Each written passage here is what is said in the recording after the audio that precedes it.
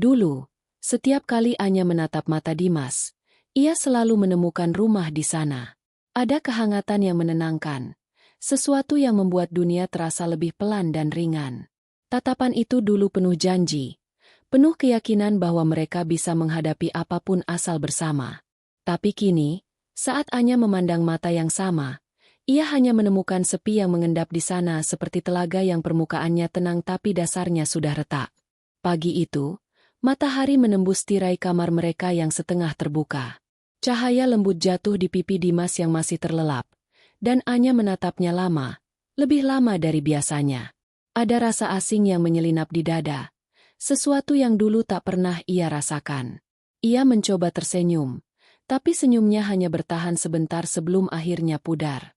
Dimas menggeliat pelan, membuka mata, menatapnya sekilas, lalu kembali menutupnya tanpa sepatah kata. Biasanya, setiap pagi Dimas akan menggoda Anya, menanyakan mau sarapan apa, atau sekadar menariknya ke pelukan hangat. Tapi kini yang tersisa hanya rutinitas yang hambar dua orang yang masih tinggal di rumah yang sama tapi entah sejak kapan berhenti menjadi kita. Anya ingin bertanya, apa yang berubah? Tapi kata-kata itu selalu berhenti di tenggorokan, tertahan oleh rasa takut akan jawaban yang sebenarnya sudah ia tahu. Ia beranjak dari tempat tidur, berjalan ke dapur yang mulai terasa terlalu luas. Aroma kopi hitam menguar, tapi tak lagi membawa kehangatan yang sama. Cangkir Dimas tetap ia tuangkan, seperti biasa, seperti kebiasaan yang masih ia pertahankan agar segalanya terlihat normal. Tapi di antara denting sendok dan uap kopi, hatinya bergetar pelan karena ia tahu, cinta yang sedang sekarat selalu berusaha tanpa hidup. Pagi itu Dimas keluar dari kamar dengan kemeja yang belum disetrika sempurna. Ia tersenyum singkat, sekadar formalitas, lalu sibuk mencari berkas di meja ruang tamu. Anya memperhatikannya diam-diam. Gerakannya tergesa, suaranya datar, dan tatapannya tatapan itu. Tatapan yang dulu membuat Anya merasa paling dicintai di dunia, kini bahkan tak menoleh sedikit pun padanya. Jangan lupa sarapan, ucap Anya pelan, nyaris berbisik. Dimas hanya mengangguk tanpa benar-benar mendengar. Suara pintu yang tertutup menjadi satu-satunya jawaban. Anya duduk lama di kursi makan, menatap dua cangkir kopi yang kini sama-sama mendingin. Ia mencoba menenangkan diri, berpikir bahwa mungkin Dimas hanya sedang banyak pekerjaan. Tapi hatinya menolak percaya. Perubahan ini bukan sekadar kelelahan, bukan sekadar jarak karena kesibukan. Ada sesuatu yang bergeser halus tapi nyata. Seperti kain yang perlahan ditarik dari satu sisi, hingga pola yang dulu indah kini mulai miring dan tak seimbang. Hari-hari berikutnya terasa sama. Sunyi yang aneh menyelimuti rumah mereka. Dimas pulang lebih malam, membawa aroma asing yang tak bisa dijelaskan.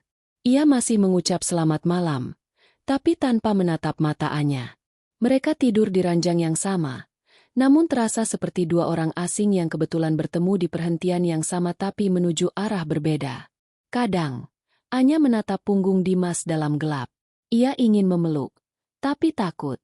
Ia ingin menanyakan apa yang salah, tapi takut jawaban itu akan menghancurkan seluruh ketenangan yang tersisa. Ia hanya menatap berharap Dimas menoleh, berharap masih ada sisa cinta di sana. Tapi setiap kali Dimas berbalik, yang ia temukan hanyalah senyum tipis yang terasa seperti formalitas, bukan kasih. Malam-malam mereka kini dipenuhi sunyi yang memekakan. Televisi tetap menyala, tapi tak ada yang benar-benar menonton.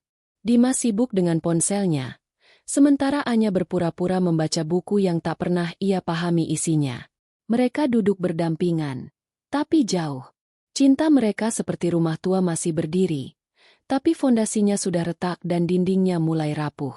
Anya sering berpikir, kapan terakhir kali Dimas benar-benar menatapnya? Bukan sekadar melihat, tapi menatap dengan mata yang dulu penuh rasa, penuh pengakuan tanpa kata. Ia tak bisa mengingatnya lagi. Dan di sanalah ia menyadari, sesuatu dalam diri mereka sudah berubah arah. Bukan karena kebencian, tapi karena cinta yang perlahan kehilangan pijakan. Seperti daun yang jatuh tanpa angin, seperti lagu yang berhenti tanpa nada terakhir. Anya menatap keluar jendela malam itu, menatap pantulan dirinya di kaca. Di matanya sendiri, Ia melihat kelelahan bukan hanya karena kehilangan seseorang, tapi karena kehilangan dirinya sendiri di tengah cinta yang makin sunyi. Ia menghela napas panjang, lalu memejamkan mata. Dalam diam itu, satu hal terlintas di benaknya. Mungkin cinta bukan hilang begitu saja. Ia hanya berpindah arah pada seseorang yang menatapnya dengan cara yang kini tak lagi sama. Malam itu hujan turun perlahan, seperti suara bisikan yang lembut tapi menyesakkan. Langit di luar jendela berkabut, dan lampu jalan memantulkan cahaya samar di lantai ruang tamu. Anya duduk di ujung sofa, menatap layar ponselnya yang sudah lama gelap. Dimas belum pulang, dan waktu di jam dinding terasa berjalan lambat, setiap detik menggema di kepala. Seperti nada yang mengingatkan bahwa ada sesuatu yang tak beres. Ia sudah terbiasa menunggu, tapi malam ini terasa berbeda. Ada perasaan gelisah yang tidak punya bentuk, seperti sesuatu yang menggigit pelan di dalam hati.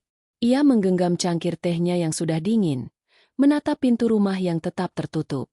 Dimas bilang akan lembur. Katanya ada rapat mendadak di kantor. Tapi entah kenapa, nada suaranya waktu bicara tadi terdengar terlalu rapi, seperti kalimat yang sudah dihafal. Jam menunjukkan pukul 11:15 ketika suara mobil akhirnya terdengar di halaman. Dimas masuk dengan jaket basah dan rambut sedikit berantakan. Ia tersenyum sekilas, hanya sebatas basa-basi, lalu berjalan ke kamar sambil melepaskan jam tangan dan tas kerja. Anya memperhatikannya dari jauh diam, menunggu sesuatu, entah penjelasan, entah sekadar tatapan yang menenangkan. Tapi Dimas hanya berkata, "Capek banget, besok aja ya, ngobrolnya." Lalu menghilang di balik pintu kamar. Anya tidak menyusul. Ia hanya duduk lebih lama, mendengarkan bunyi hujan di luar yang semakin deras. Dalam sunyi yang menggantung itu, tiba-tiba ponsel Dimas bergetar di meja makan. Sekali, dua kali, layar menyala, memantulkan cahaya samar di gelap ruangan. Nama itu muncul Nadia. Hatinya seolah berhenti berdetak. Ia menatap layar itu lama, tanpa berani menyentuh. Sekilas muncul pesan singkat sebelum notifikasi menghilang. "Sudah sampai rumah? Hujannya deras banget. Hati-hati masuk angin ya." Pesan sederhana, tapi terlalu hangat untuk dikirimkan oleh seseorang yang disebut rekan kerja. Anya tidak segera bereaksi. Ia hanya menatap kosong, mencoba mencari logika, mencoba mempercayai bahwa mungkin itu tidak seperti yang ia pikirkan. Tapi sesaat kemudian, ponsel itu bergetar lagi, kali ini hanya sebentar, lalu diam. Saat Anya akhirnya memberanikan diri untuk mendekat, layarnya sudah terkunci. Semua pesan menghilang, seolah tak pernah ada. Dimas sudah menggenggam ponsel itu, matanya setengah sadar, suaranya berat karena kantuk. "Kerjaan," katanya pelan, nyaris seperti gumaman yang diulang untuk menenangkan dirinya sendiri. Anya hanya mengangguk. Tak ada pertanyaan. Tak ada marah, tapi di dalam dadanya, ada sesuatu yang runtuh perlahan. Ia berjalan menuju kamar, namun langkahnya terasa berat seperti setiap langkah adalah keputusan yang ingin diurungkan. Di dalam gelap, ia mendengar Dimas menaruh ponselnya di nakas, kemudian memejamkan mata seolah tak terjadi apa-apa. Anya berbaring di sebelahnya, menatap langit-langit. Ia ingin tidur, tapi pikirannya menolak diam.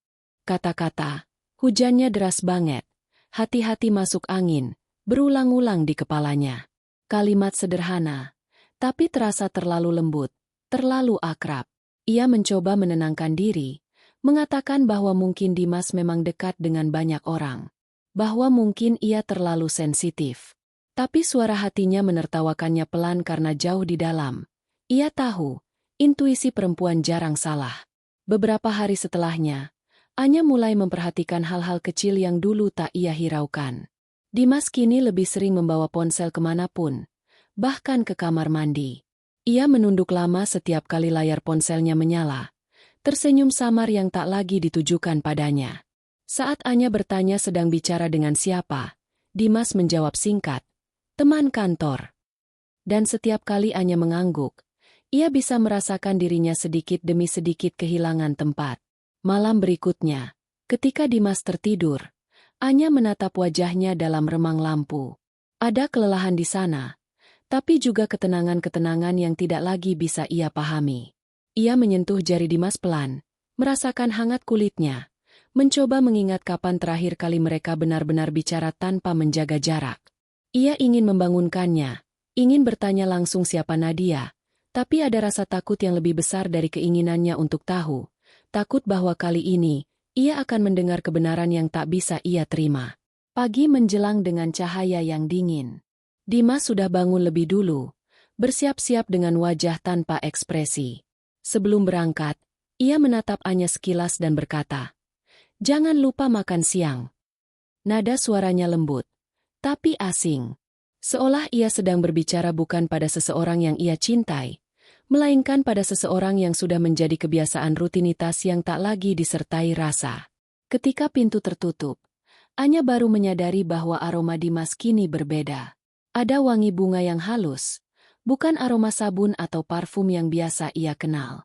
Ia menatap cermin, dan untuk pertama kalinya, ia melihat dirinya tampak lelah bukan karena menunggu, tapi karena menolak percaya pada kenyataan yang sudah berdiri di depan mata. Di meja makan, ponsel Dimas bergetar sekali lagi. Nama itu muncul lagi di layar. Tapi kali ini, pesan itu hanya muncul sesaat sebelum akhirnya terhapus meninggalkan Anya dengan satu kenyataan pahit. Kadang yang paling menyakitkan bukan saat seseorang berbohong, tapi ketika mereka memilih untuk menghapus kebenaran sebelum kita sempat melihatnya.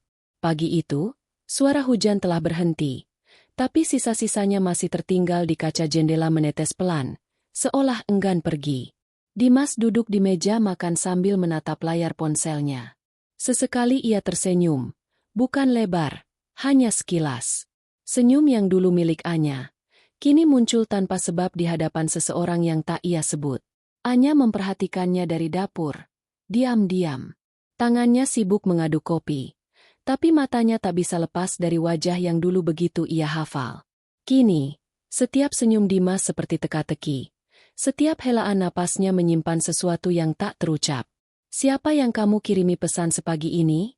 tanyanya pelan, mencoba terdengar biasa. "Teman kantor," jawab Dimas cepat, tanpa menatap. Lalu ia meneguk kopi, bangkit, dan mengambil tasnya. Begitu pintu tertutup, Anya hanya berdiri di tempat. Ada rasa getir yang menggantung di lidahnya. Kata teman kantor kini punya makna lain, sebuah penjelasan yang terlalu sering diulang hingga kehilangan arti.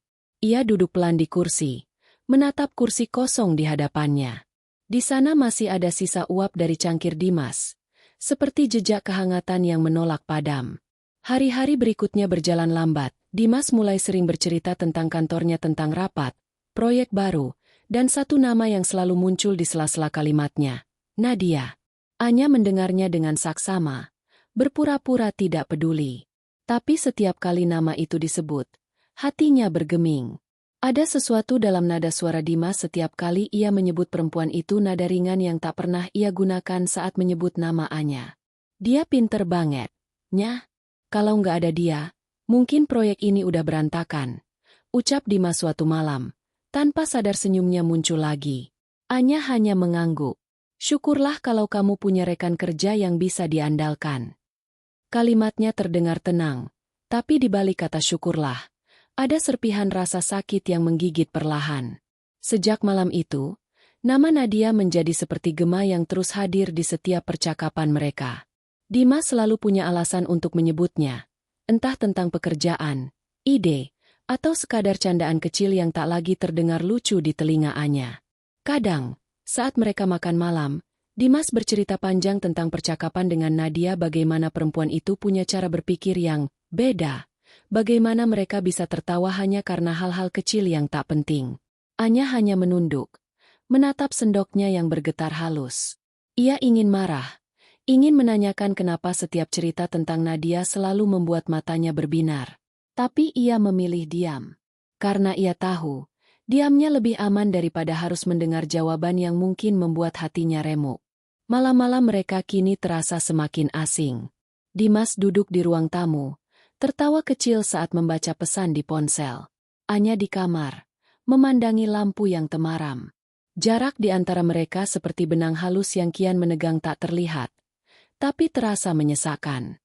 Anya mulai memerhatikan hal-hal kecil yang dulu ia abaikan. Dimas yang tiba-tiba lebih memperhatikan penampilannya, lebih sering memeriksa jam tangan, dan membawa parfum baru yang aromanya bukan pilihannya. Ia tahu, perubahan semacam itu tidak pernah tanpa sebab. Suatu sore, Anya datang ke kantor Dimas tanpa memberitahu. Ia membawa makanan kesukaan suaminya, berharap bisa memberi kejutan kecil seperti dulu. Tapi saat ia sampai di lobi, seorang resepsionis muda menyambutnya dengan ramah, menanyakan nama yang dituju. Saat ia menyebut nama Dimas, perempuan itu tersenyum kecil. "Oh, Pak Dimas masih di ruang meeting sama Bu Nadia. Mungkin agak lama, Bu." Nama itu terdengar begitu ringan diucapkan, seolah tak punya beban apapun. Tapi bagi Anya, dua kata itu seperti hantaman lembut yang tak berdarah tapi memar. Ia menunggu di kursi, berusaha menenangkan diri, menatap jam yang bergerak pelan. Tapi menit demi menit terasa seperti jam. Ketika akhirnya Dimas keluar dari ruang rapat, matanya sempat membesar melihat Anya di sana. "Aku nggak nyangka kamu datang," katanya canggung. Anya hanya tersenyum, menahan gemetar di tangannya. "Aku bawain makanan. Takut kamu belum makan." Dimas menerima kantong itu dengan senyum kecil. Tapi matanya sempat menoleh sekilas ke arah Nadia yang berjalan di belakangnya, seorang perempuan berambut hitam dengan tawa lembut, yang menyapanya sopan. "Halo, Mbak. Saya Nadia." Anya tersenyum, dan untuk sepersekian detik, mereka saling menatap. Tatapan dua perempuan yang sama-sama tahu, tapi tak ada yang ingin mengakuinya.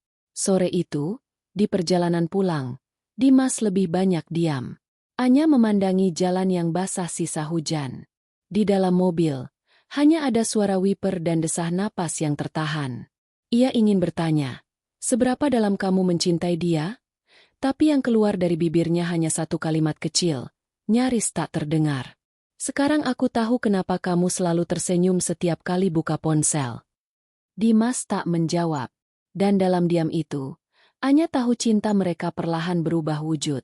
Bukan hilang, tapi berpindah arah, seperti aliran air yang diam-diam mencari sungai lain untuk bermuara. Malamnya, ketika Dimas sudah tertidur, Anya duduk di sisi ranjang dengan dada yang berat.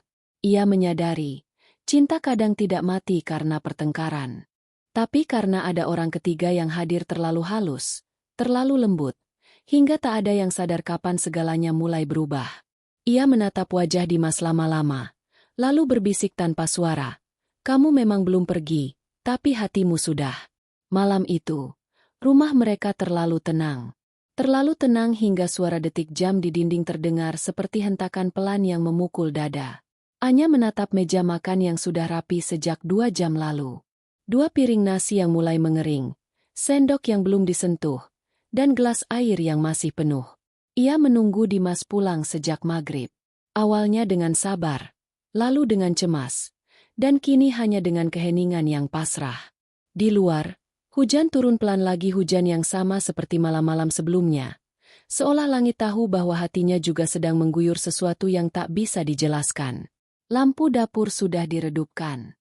Televisi dibiarkan menyala tanpa suara, menampilkan bayangan orang-orang yang tertawa tanpa alasan. Anya duduk di kursi ruang makan, punggungnya bersandar lelah. Matanya kosong menatap piring yang kini hanya menjadi simbol rutinitas. Dimas bilang akan lembur lagi malam ini. Sama seperti malam-malam sebelumnya. Kalimat yang sama, nada yang sama, tapi rasanya kini berbeda. Anya menatap layar ponselnya kosong.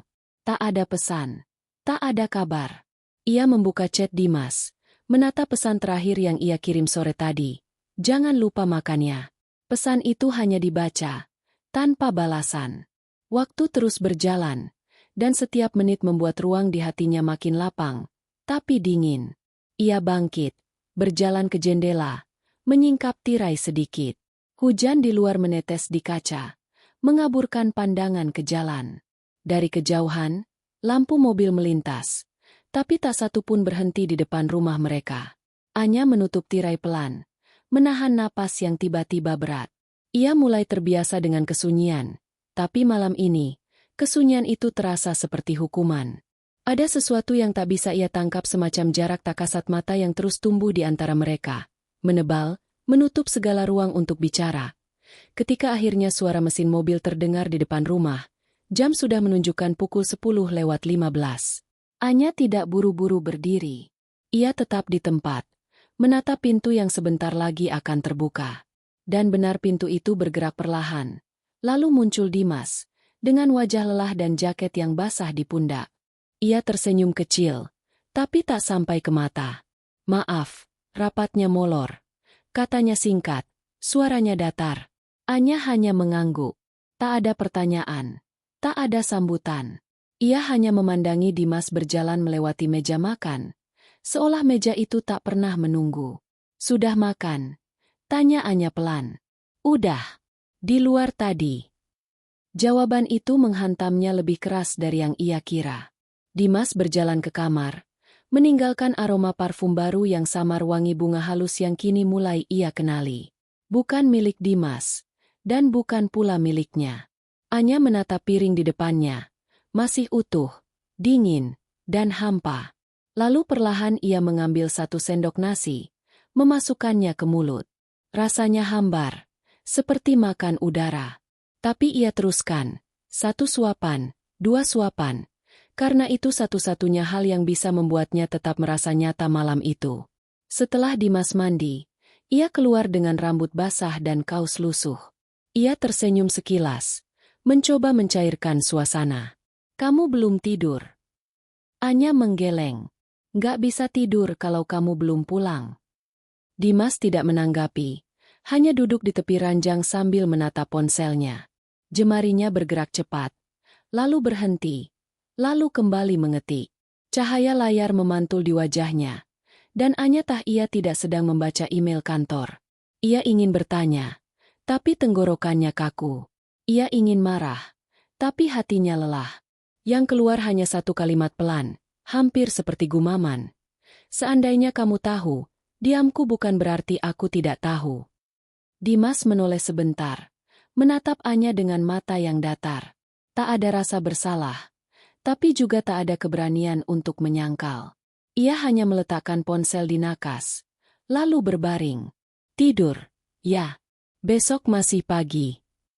Anya tetap duduk di tepi ranjang. Ia memandangi langit-langit, mendengarkan hujan yang mulai reda di luar. Keheningan kembali mengisi kamar mereka, menebar dingin yang tak bisa dihangatkan siapapun. Pukul 11:30, suara napas Dimas sudah tenang, seperti seseorang yang tidak lagi terbebani apapun.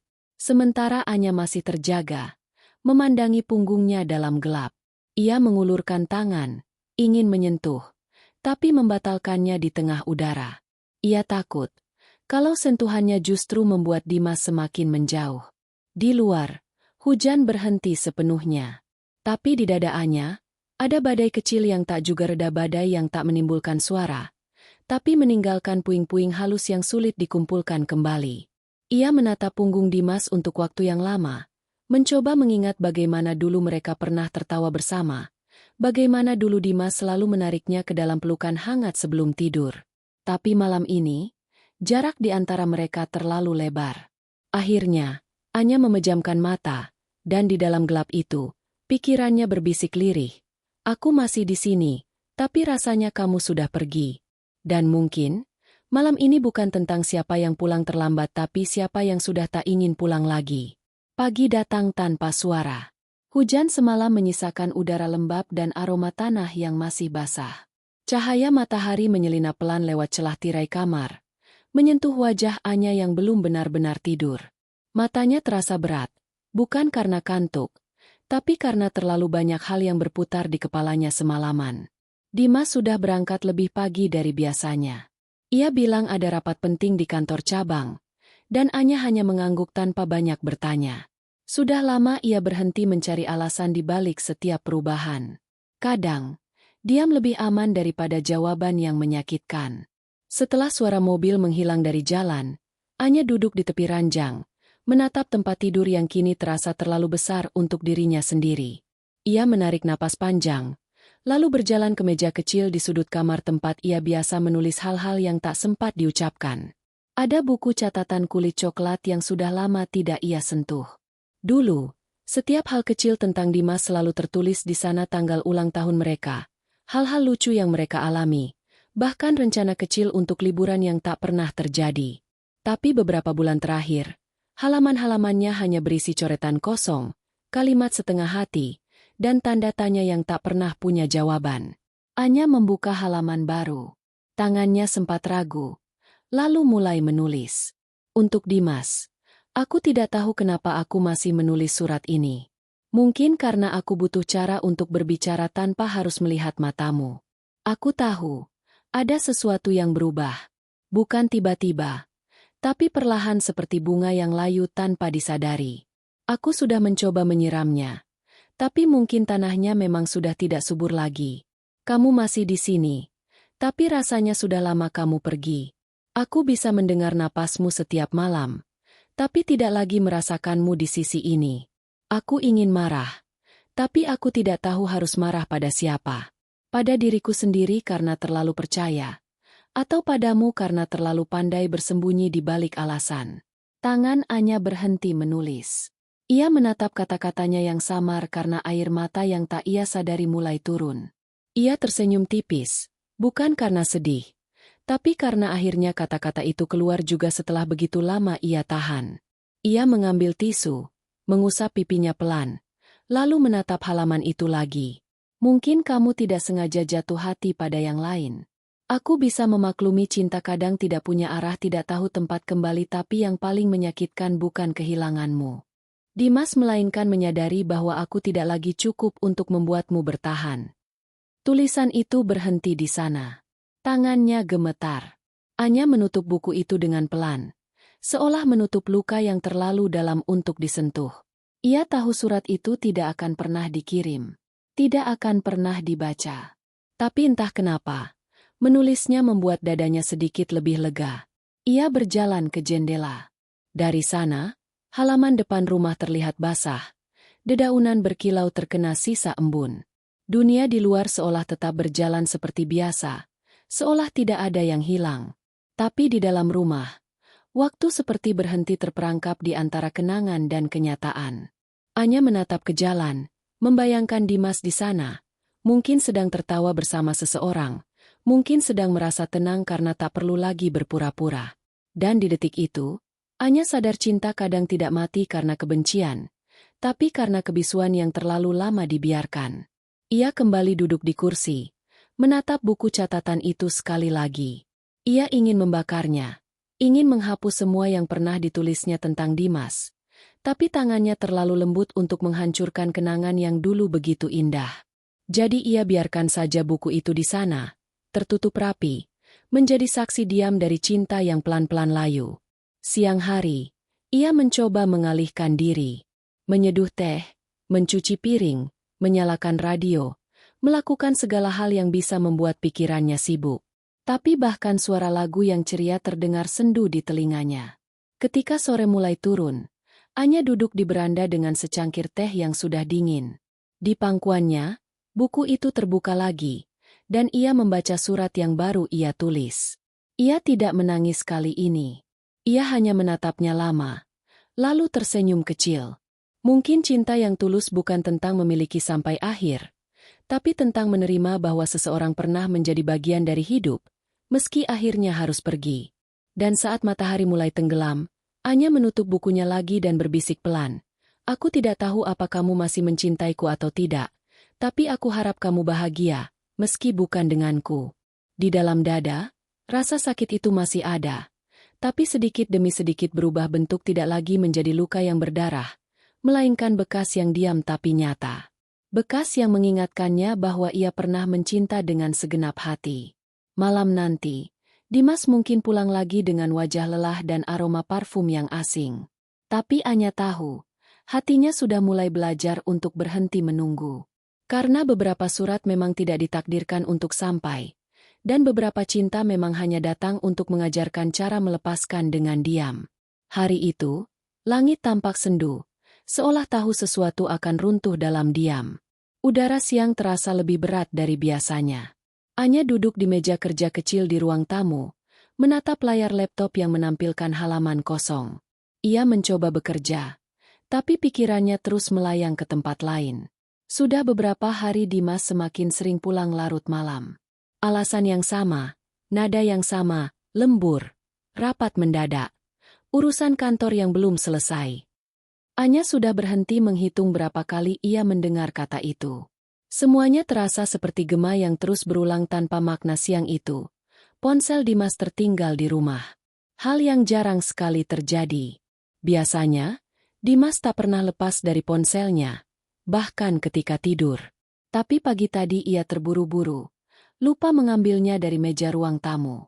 Anya menatap benda itu cukup lama.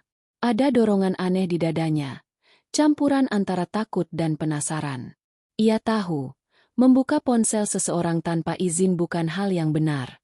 Tapi ada rasa yang menuntut jawaban, rasa yang sudah terlalu lama dibiarkan menggantung tanpa kepastian. Dengan tangan gemetar, ia menyentuh layar ponsel itu. Tidak terkunci. Anya tertegun sesaat. Ia menatap pantulan wajahnya di layar yang tiba-tiba menyala mata sembab. Senyum yang hilang. Ia menggeser layar perlahan, membuka pesan-pesan masuk. Sebagian besar percakapan kantor, biasa saja. Tapi ada satu nama yang membuat jantungnya berhenti sejenak. Rara. Emoji love di belakang nama itu menamparnya lebih keras dari apapun. Ia menatap lama, sebelum akhirnya membuka percakapan itu. Pesan terakhir dikirim tadi pagi. Pagi sayang, jangan lupa sarapan. Nanti aku bawain kopi kesukaanmu ya. Lalu balasan dari Dimas malam sebelumnya. Jangan repot, Ra. Tapi aku kangen. Kata itu kangen terasa sederhana, tapi menghancurkan. Anya menatap layar itu lama, menahan napas yang tiba-tiba sulit keluar. Ia menggulir percakapan mereka ke atas. Banyak pesan, banyak tawa yang terekam di sana.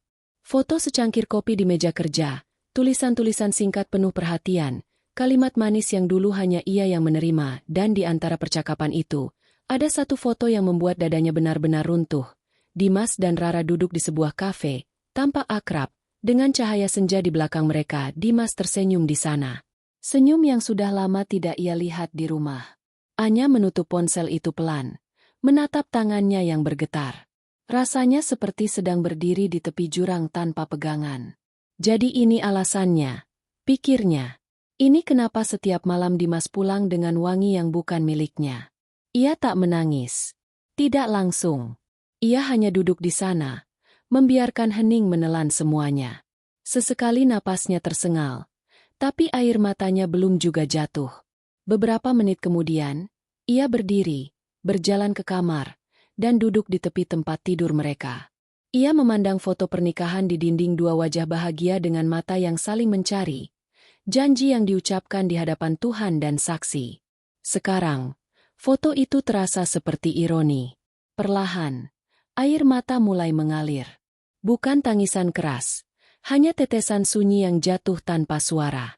Ia menyeka pipinya, tapi tangis itu tak berhenti. Rasanya seperti melepaskan sesuatu yang sudah terlalu lama disimpan. Ia teringat lagi surat yang ia tulis beberapa hari lalu. Kata-kata di dalamnya kini terasa seperti ramalan yang menjadi kenyataan. Ia pernah menulis, "Mungkin kamu tidak sengaja jatuh hati pada yang lain." Dan ternyata, ia benar. Bukan mungkin, tapi memang sudah. Anya berjalan ke meja kecil tempat buku catatannya berada. Ia membuka halaman terakhir, menatap tulisan tangannya yang lembut. Lalu di bawah surat itu, ia menambahkan satu kalimat lagi dengan pena yang bergetar. Sekarang aku tahu siapa namanya. Ia menutup buku itu kembali, kali ini dengan tenang. Tidak ada lagi tanya, tidak ada lagi dugaan. Hanya kejelasan yang dingin. Sore menjelang malam, Dimas mengirim pesan dari nomor kantornya, memberitahu bahwa ia harus menginap karena rapat di luar kota. Anya hanya membalas singkat, "Hati-hati." Tak ada tanda seru, tak ada kehangatan. Hanya dua kata datar yang terasa seperti garis akhir. Malam itu, Anya duduk di ruang tamu tanpa lampu. Ia menatap gelap dengan pandangan kosong, mendengarkan detak jam di dinding yang terdengar terlalu keras. Di luar, angin meniup tirai pelan, membawa aroma dingin yang menusuk. Ia menatap ponsel Dimas di atas meja, lalu berdiri dan melangkah ke balkon. Angin malam menyentuh wajahnya, lembut tapi tajam. Di bawah sana, kota tampak hidup. Lampu-lampu berkelap-kelip seolah tak peduli pada hati yang sedang patah.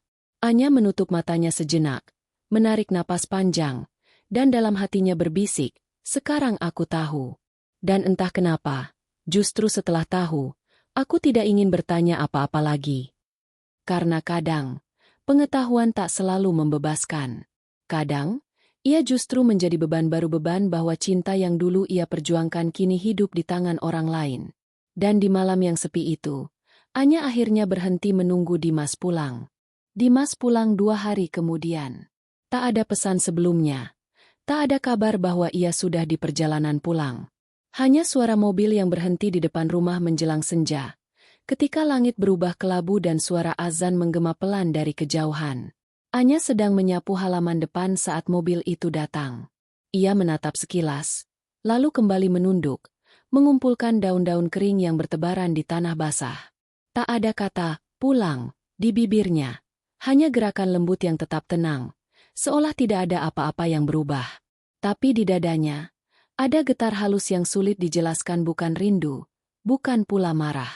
Hanya semacam kelelahan yang dalam. Dimas keluar dari mobil dengan wajah lelah, membawa tas kecil dan jaket yang disampirkan di bahu. "Hai," sapanya pelan. Anya menoleh, sekadar menatap sebentar. "Sudah pulang?" "Iya," jawabnya, mencoba tersenyum. Tapi Anya tidak membalas. Ia hanya mengangguk kecil, lalu melanjutkan pekerjaannya. Dimas berdiri di sana beberapa detik, tampak bingung, lalu masuk ke rumah. Suasana di dalam begitu sunyi. Aroma rumah mereka kini berbeda, tak lagi wangi lembut melati seperti biasanya. Hanya bau udara lembab yang dingin. Di meja makan, sudah ada 2 piring dan semangkuk sayur bening yang masih hangat. Anya selalu menyiapkan makan malam, meski akhir-akhir ini tak ada yang benar-benar menikmatinya. Ia masuk beberapa menit kemudian, tanpa suara, menaruh sendok di sebelah piring Dimas, lalu duduk di kursi seberang tanpa berkata apa-apa. Mereka makan tanpa percakapan. Hanya suara sendok bertemu piring yang sesekali terdengar. Dimas beberapa kali ingin memulai pembicaraan, tapi kata-katanya tak pernah benar-benar keluar. Setiap kali ia menatap Anya, matanya bertemu dengan pandangan yang tenang tapi jauh. Pandangan yang dulu lembut dan hangat, kini datar seperti air yang sudah berhenti mengalir. "Kerjaanmu gimana?" tanya Dimas akhirnya, mencoba mencairkan udara. "Biasa saja," jawab Anya singkat. "Capek enggak?" "Biasa." Tak ada tanya balik. Tak ada keingintahuan tentang perjalanannya, tentang siapa yang bersamanya, tentang hari-hari yang ia habiskan tanpa kabar. Keheningan di antara mereka kini terasa seperti dinding yang tak bisa ditembus. Setelah makan, Dimas mencuci piring sendiri, hal yang jarang ia lakukan. Mungkin rasa bersalah mendorongnya. Tapi Anya tak memperhatikan. Ia sudah duduk di ruang tamu, menatap televisi yang menyala tanpa suara. Ketika Dimas akhirnya mendekat, ia berdiri di belakang kursi, menatap punggung Anya lama-lama. "Kamu marah?" tanyanya pelan. Anya tidak menoleh. "Enggak. Tapi kamu kelihatan beda." Anya menarik napas dalam, lalu menghembuskannya perlahan. "Mungkin karena aku sudah capek kelihatan sama." Kalimat itu tenang, tapi tajam. Dimas terdiam, tidak tahu harus menanggapi apa. Ia tahu ada yang retak, tapi ia tak punya keberanian untuk menyentuhnya. Ia memilih mundur, berjalan ke kamar, meninggalkan Anya di ruang tamu yang hanya diterangi cahaya televisi redup. Malam turun pelan. Dimas sudah berbaring di tempat tidur ketika Anya masuk. Ia mematikan lampu utama, hanya menyisakan lampu kecil di meja nakas. Tanpa bicara, ia berbaring di sisi ranjangnya, punggungnya menghadap ke arah Dimas. Hening. Hanya napas yang terdengar. Dimas memandangi punggung Anya di balik cahaya temaram. Ada jarak beberapa jengkal di antara mereka, tapi rasanya seperti jarak beribu mil. Ia ingin menyentuh bahu itu, tapi sesuatu di dalam dirinya menahan. Entah rasa takut, Atau rasa bersalah yang tak bisa lagi disembunyikan? Beberapa menit kemudian, Dimas berbisik, hampir tak terdengar. Anya. Tapi perempuan itu tak menjawab. Mungkin sudah tertidur. Mungkin pura-pura. Dimas menatap langit-langit. Pikirannya berputar di antara dua dunia rumah yang dingin ini, dan seseorang di luar sana yang membuatnya merasa hidup lagi. Tapi dalam keheningan itu, ia sadar, kebahagiaan yang ia cari tak sebanding dengan keheningan yang kini menelannya perlahan. Sementara itu, di sisi lain tempat tidur, Anya membuka matanya diam-diam. Ia mendengar bisikan nama itu, mendengar napas berat Dimas yang seperti menanggung sesuatu. Tapi ia tidak bergerak, tidak menoleh. Ia hanya menatap dinding, mengulang satu kalimat di kepalanya. Aku tidak akan menunggu lagi. Malam terasa panjang.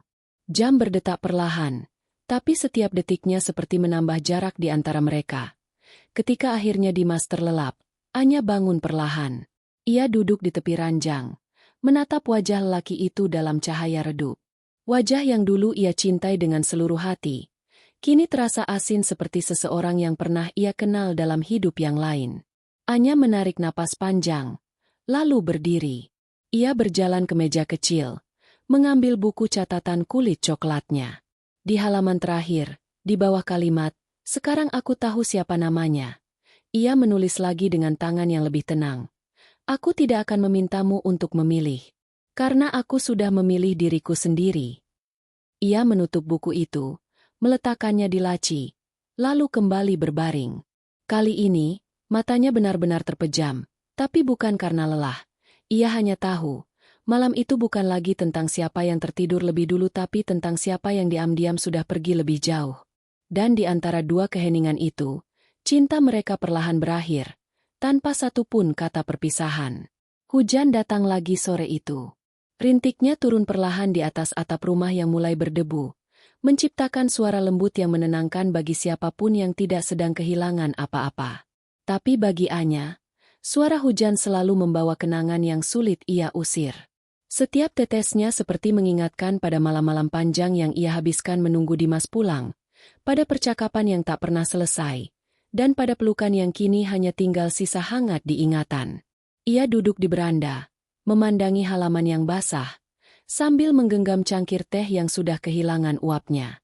Dari tempat itu, ia bisa melihat pohon mangga di sudut halaman pohon yang dulu mereka tanam bersama di tahun pertama pernikahan.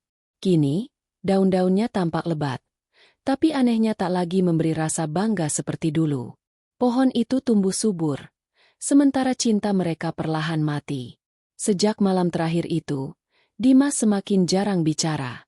Mereka hidup dalam satu rumah tapi di dunia yang berbeda. Tidak ada pertengkaran, tidak ada permintaan maaf, hanya kesunyian yang menggantung seperti kabut tebal di udara. Anya sudah berhenti mencoba menjembatani jarak yang tercipta.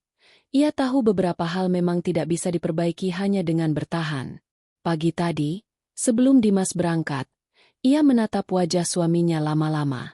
Wajah itu masih sama lelaki yang dulu membuatnya jatuh cinta karena kelembutannya, karena cara ia menatap, karena tutur katanya yang penuh ketulusan. Tapi di balik itu semua, kini ada sesuatu yang lain. Jarak, dingin, dan ketidakpastian. Dan di saat itulah, di antara tatapan yang tidak saling bertemu, Anya merasa sudah waktunya berhenti. Siang itu, ketika rumah menjadi sepi dan hanya suara hujan yang menemani, Anya mulai berkemas. Tidak banyak barang yang ia ambil. Hanya pakaian seperlunya, buku catatan coklat itu, beberapa foto yang tak sanggup ia tinggalkan, dan secari kertas yang sudah ia siapkan sejak semalam. Setiap benda yang ia masukkan ke koper seperti membawa potongan kenangan bersamanya. Baju yang dulu Dimas belikan di ulang tahunnya, sapu tangan yang dulu mereka rebutkan karena berebut menghapus air mata, cangkir biru yang selalu mereka pakai berdua di pagi hari. Kini semua tampak hampa, tak lagi punya arti selain kenangan yang tidak akan kembali. Ketika hujan semakin deras, Anya berhenti sejenak. Ia berjalan ke jendela kamar, menatap halaman depan yang berkabut oleh air. Di balik kaca, dunia tampak kabur. Sama kaburnya dengan masa depan yang belum tahu akan ia tuju kemana. Tapi satu hal yang ia tahu pasti, Ia tak bisa lagi tinggal di rumah ini dan berpura-pura semuanya baik-baik saja. Ia menatap jam dinding pukul 4 sore. Dimas biasanya pulang sekitar jam 7. Masih ada waktu untuk pergi sebelum suara mobil itu kembali terdengar di depan rumah. Anya menulis surat di meja kerja. Huruf demi huruf dengan tangan yang mantap namun bergetar di setiap ujungnya. Dimas, aku sudah terlalu lama menunggu sesuatu yang tidak akan kembali. Kita pernah punya rumah yang hangat, tapi kini hanya tersisa dinding dan sunyi. Aku tidak marah, aku tidak membenci. Aku hanya ingin berhenti menyakiti diriku sendiri dengan terus berharap. Jangan salahkan dirimu sepenuhnya. Cinta memang kadang tidak mati karena salah satu berhenti mencinta, tapi karena keduanya lupa bagaimana caranya saling menjaga. Terima kasih untuk semua yang pernah ada. Aku pergi bukan untuk membalas, tapi untuk menemukan diriku lagi, perempuan yang dulu kamu cintai karena keberaniannya, bukan karena ketabahannya. Ia meletakkan surat itu di atas meja makan, di samping piring kosong yang masih basah sisa cuciannya. Lalu ia menatap sekeliling rumah untuk terakhir kalinya, setiap sudut, setiap perabot, setiap kenangan yang kini tinggal bayangan. Hujan masih belum reda ketika Anya menutup koper dan menariknya pelan ke pintu depan. Suara roda kopernya menyentuh lantai seolah ikut mengucapkan perpisahan. Di beranda, ia berhenti sebentar.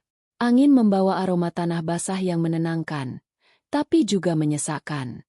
Ia menatap pohon mangga itu sekali lagi, lalu tersenyum kecil. Terus tumbuh, ya, bisiknya. Setidaknya sesuatu di sini masih hidup. Anya melangkah keluar, menyusuri jalan kecil di depan rumahnya tanpa payung. Hujan mengguyur rambut dan bahunya, membasahi wajahnya yang setengah tersenyum, setengah menangis. Tapi langkahnya tidak berhenti.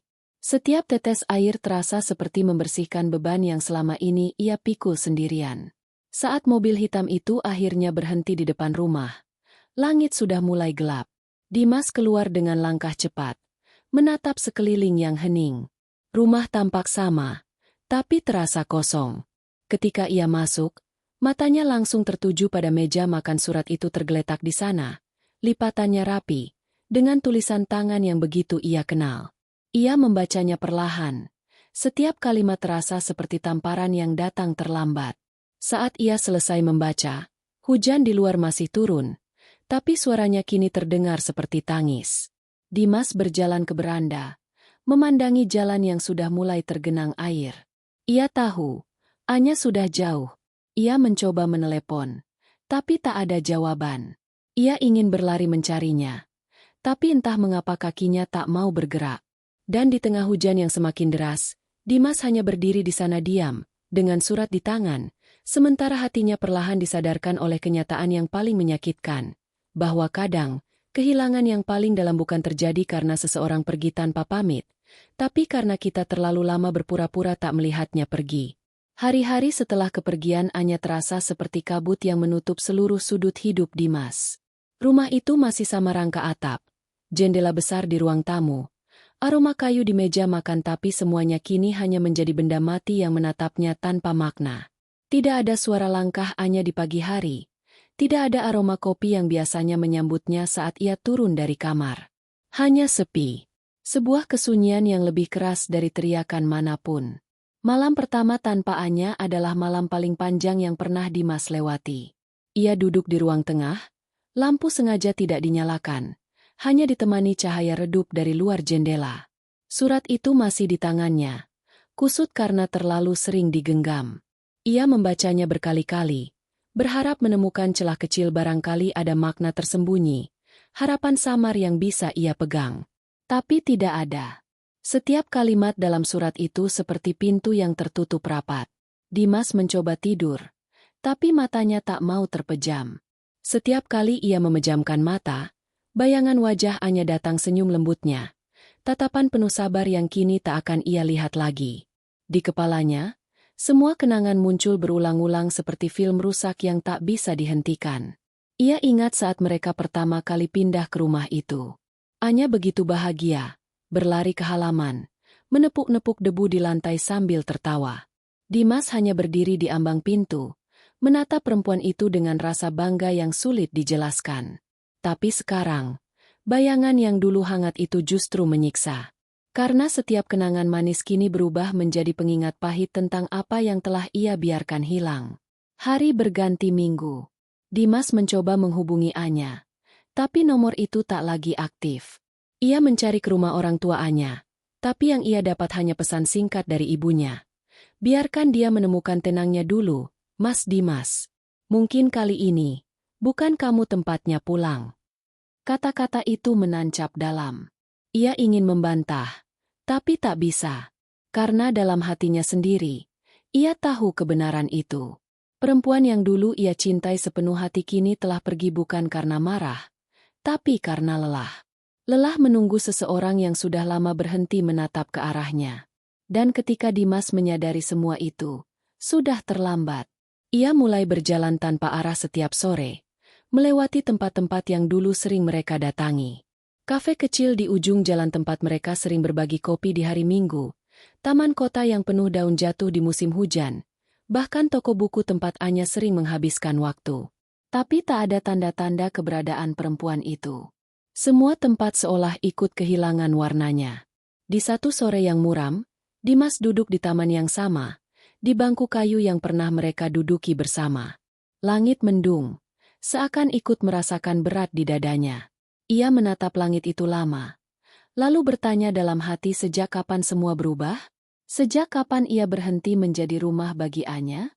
Dulu ia pikir, menjaga cinta hanya butuh kesetiaan.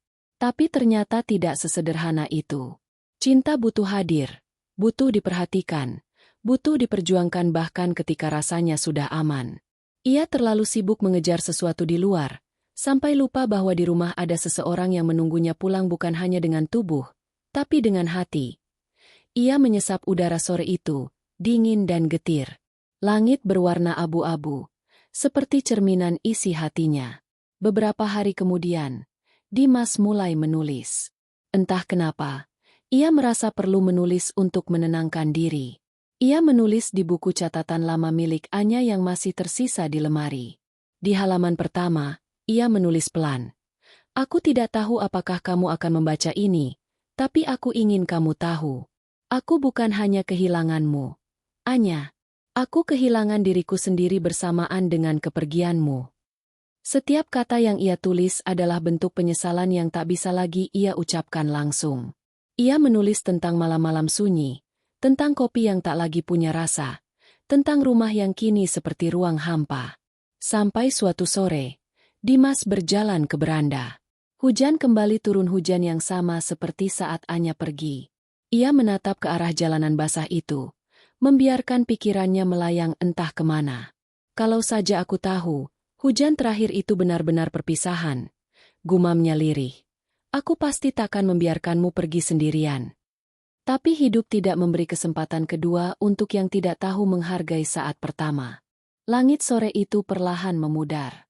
Dan di tengah rinai hujan yang terus jatuh, Dimas sadar, tidak ada yang lebih menyakitkan daripada menyadari seseorang pergi bukan karena tidak cinta, tapi karena sudah terlalu lama menunggu kita untuk kembali mencintainya. Ia menatap langit lama sekali. Warnanya sudah bukan biru seperti dulu, melainkan abu-abu keperakan yang anehnya indah tapi juga menyedihkan. Langit yang tak lagi sama. Seperti hidupnya tanpa Anya. Musim telah berganti. Hujan mulai jarang turun, meninggalkan bekas-bekas lembab di dinding rumah yang kini mulai retak di beberapa bagian. Di ruang tengah, debu menumpuk di atas meja makan. Vas bunga kering masih berdiri di tempat yang sama sejak hari Anya pergi. Dimas kini lebih banyak menghabiskan waktu di rumah. Tak lagi sibuk bekerja hingga larut. Tak lagi mencari kesibukan untuk melupakan. Ia hanya duduk di kursi kayu yang menghadap ke halaman, menatap kosong, mendengarkan suara angin yang berdesir pelan melewati jendela terbuka. Hari-harinya berjalan lambat, seperti waktu enggan beranjak. Setiap pagi ia masih membuat 2 cangkir kopi, meski hanya 1 yang diminum. Entah kebiasaan itu untuk mengenang, atau karena ia masih berharap suatu pagi nanti, Anya akan datang mengetuk pintu.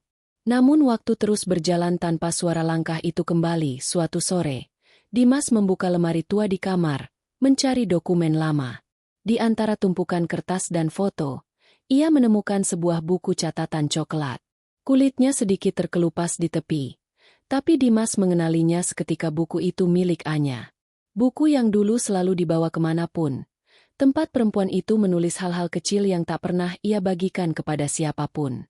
Dengan tangan gemetar, Dimas membukanya.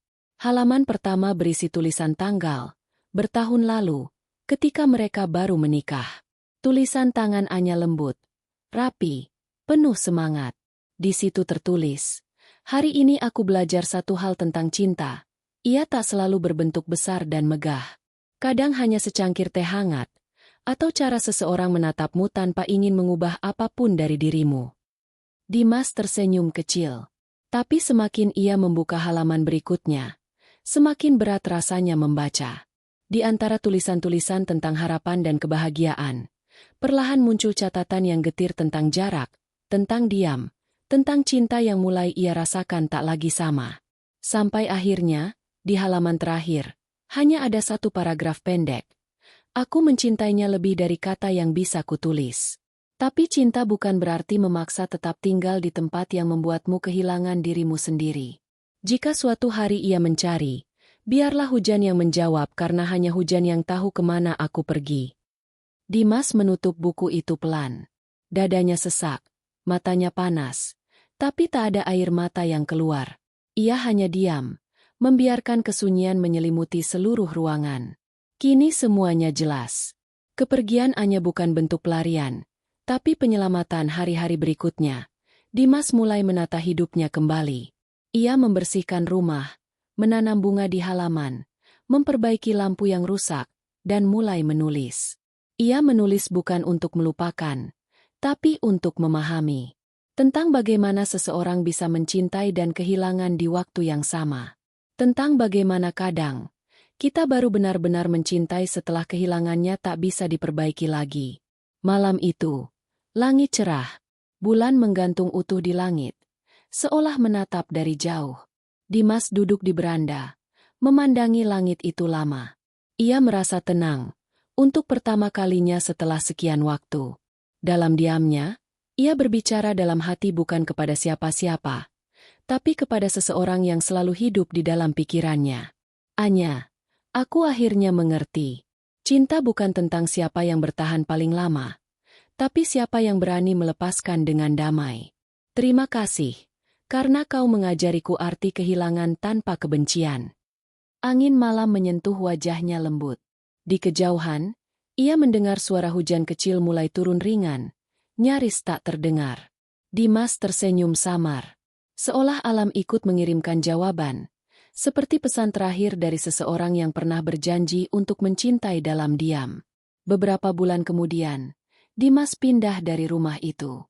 Ia menjual sebagian barang, membawa hanya sedikit hal, buku catatan Anya, surat yang dulu ditinggalkan di meja makan, dan sepotong daun kering dari pohon mangga di halaman. Rumah itu kini kosong, tapi tak lagi menyakitkan. Ia menutup pintu perlahan, lalu berjalan ke arah mobil dengan langkah tenang. Sebelum benar-benar pergi, ia menatap langit hari itu cerah, birunya jernih tanpa awan. Langit yang dulu abu-abu kini tampak berbeda. Mungkin karena ia akhirnya belajar menerima. Mungkin karena di suatu tempat, Anya juga sudah menemukan tenangnya. Ia tahu, ada cinta yang tidak ditakdirkan untuk kembali, tapi tetap tinggal sebagai bagian dari diri yang tak akan pernah hilang. Cinta yang tidak lagi mencari, hanya mengenang dengan lembut. Dan ketika mobil itu perlahan melaju meninggalkan rumah, bayangan Dimas menyatu dengan sinar sore yang mulai memudar. Suara hujan di kejauhan terdengar samar, seperti bisikan perpisahan terakhir yang penuh damai. Hari itu, Dimas menatap langit yang perlahan berubah warna. Ia tersenyum kecil. Langit memang tak lagi sama. Tapi akhirnya, ia bisa memandangnya tanpa rasa sakit.